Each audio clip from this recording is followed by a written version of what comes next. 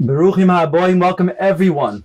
We're about to begin on Daf Chof Amud Aleph at the new Mishnah. The previous Mishnah, which was the first Mishnah in our parak, discussed different pturim for Kriya Shema. An Oynein, for example, who's one of his 7 close relatives had passed away, one of the kroivim that he's responsible to bury, he's Torah ben mitzvah, and therefore he's pater mi mitzvah's Kriya Shema. Also a person who is involved in the funeral processions, he's directly involved whereby he's going to be oisik by mitzvah and he's pater from mitzvah of Kriya Shema. Now our Mishnah discusses other people who are peturim from the mitzvah of Kriya Shema. Says our Mishnah, Noshim va'avodim v'ketanim peturim mikriya Shema.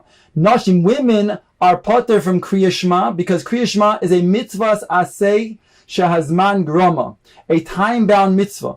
And we have a rule that a woman is pater from time-bound mitzvahs, simply because she's generally involved in the home, rearing children, and other responsibilities around the home, which are unpredictable. And therefore they don't have specific times, whereby she's pater, she's given a patur from all mitzvahs aseh, positive, time-bound mitzvahs from the Torah. Avodim are hukash li noshim, and the same din as an eved Knani has with a woman. That means that just like a woman is pater from a positive time-bound mitzvah aseh shazman groma, here Kriya Shema, so too avodim are pturim from mitzvahs aseh shazman groma, the mitzvah of Kriya Shema.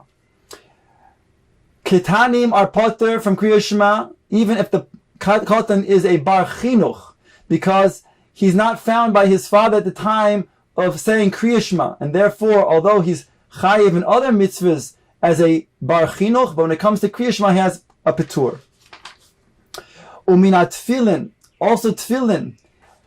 Tefillin are worn during the week, but not on Shabbos, and therefore they're mitzvahs aseh shazman groma.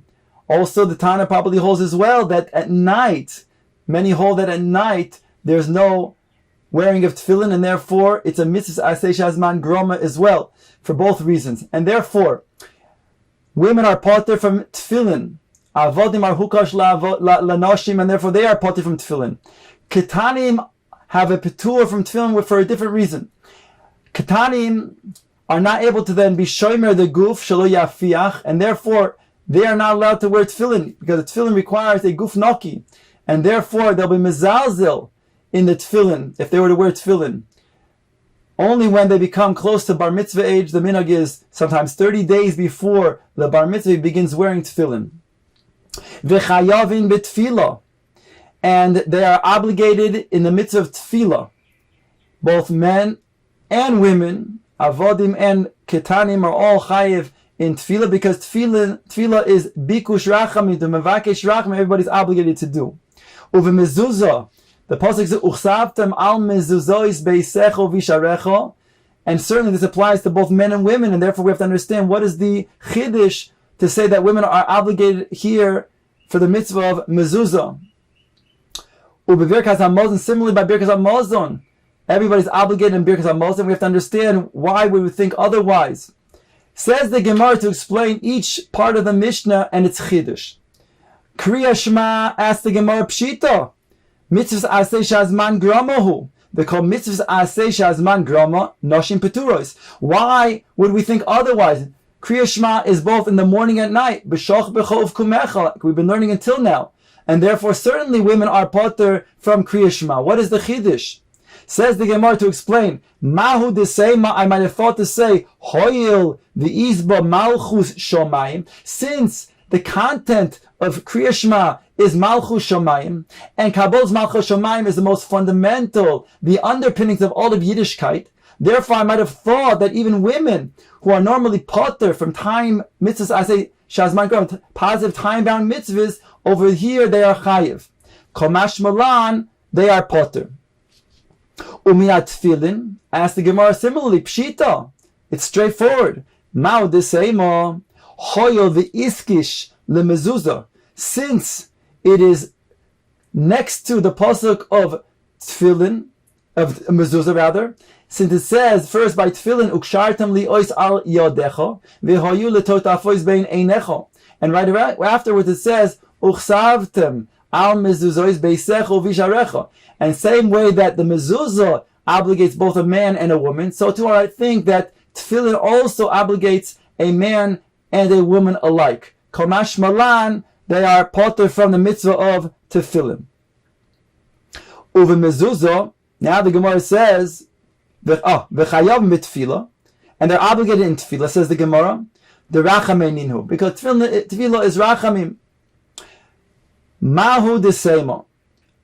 Hoyo v'ksiv ba erev avoke v'tzoharayim ki mitzvahs aseh shazman grama dami. I might think since tefillah, it says in the pasuk, in the evening and in the morning and in the afternoon, I will speak to you, HaKadosh Baruch Hu, and He will listen to me. In tefillah it's referring to. Therefore, I might think that it's a mitzvah aseh shazman grama. Kamash malan, that women are yes chayiv in tefillah. In fact, it's brought down that women should say Shmona Esrei, both Shachris and Mincha as well. Uve mezuzah, ask the Gemara, Pshita, why would we think otherwise? Mezuzah is not a time-bound mitzvah. Ma'od desema, hoyel v'iskish letalmud Torah. Here it's referring to the second parsha of the Kriya Shema, of Vahayim Shamoah. There it says, in regards to the mitzvah of Talmud Torah, v'limadatem oisam es b'neichem. And Chazal learn out, es b'neichem v'lo es b'noisechem. That means that women are not chayiv in the mitzvah of Talmud Torah. And therefore, since it says they're parted from Talmud Torah, and right afterwards it says, in regards to mezuzos, uchsavtem al mezuzos beisecho uvisharecho, I might think that women are parted from the mitzvah mezuzah. Komash malan, they are chayiv, because it states right afterwards, leman yirbu yemeichem v'mevenechem al ho'adama, and therefore, just like men require longevity, so too women also require longevity, and therefore from the mitzvah of mezuzah, they'll be zoichet to longevity as well. Says the Gemara, Birkas HaMazon, in regards to Birkas HaMazon again, Pshita, it's straightforward. Certainly, women as men are going to be chayiv in the mitzvah of Birkas HaMazon. Ma'u desema, hoyol v'ksiv bateis Hashem lochem ba'erev basar le'echol. Hashem will give you in the evening meat to eat. V'lechem ba'boiker lisboya, and bread in the morning to be satiated. Ki mitzvah aseh shazman groma dami. I might think then that it's a mitzvah aseh shazman groma, that there's now fixed time in the morning to then eat bread. And this is the Seder HaDvarim. Komash malon. Therefore, we learn otherwise. No, our mission tells us it's not a mitzvah aseh shazman groma, and therefore for all bread meals, women will be obligated to say Birkas HaMazon.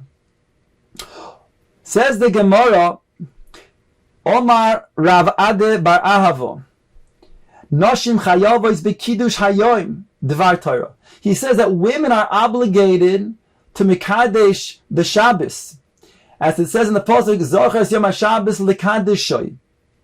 Amai, asked the Gemara, Mitzvahs Aseh Shazman Gromahu, V'chom Mitzvahs Aseh Shazman Groma, Noshim Peturos. So why are they obligated to fulfill the Kedusha of Mekadesh the Yoim? How it's a mitzvah aseh shazman grama. It only happens once a week for Shabbos. Therefore, they should be part of it. Mekadesh the Shabbos, Kiddush Hayom. Omar Abaye, Midrabanan. Abaye says it's Midrabanan. Omar Le Rava. First of all, ask Rava.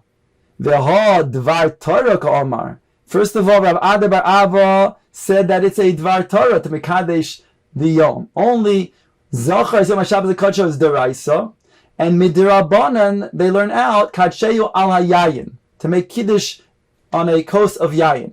But the Etzem being Mekadesh the Yom, he said is Deraisa. Va'od, and further, Kol Mitzvahs Aseh Nischayvinhu Midrabanan. Also, Nischayvinhu Midrabanan, meaning to say even if it's a Midrabanan, so also that should be the same question. They should be then potter if it's a mitzvah aseh shazman grama. So what is Abai saying? That it's the Rabbanon. Elo Omar Rove, Omar Kro, Zachar v'Shamar. Since the Torah says in the first set of Dibros, Zachar Yom HaShabbos L'Kadeshoy, and in the second Dibros it says Shamar Yom HaShabbos L'Kadeshoy, and we have a Masar that was said B'Dibur Echad, meaning it was said at the same time, simultaneously. So we learn out, Kol sheyeshno b'shmira, yeshno b'zechira. All those who have shaychis to the aspect of shamor, to guard and not do malacha on Shabbos, yeshno b'zechira, they also have the obligation to be zoicher the Shabbos as well, and do the positive aspects of the mekadesh the Shabbos.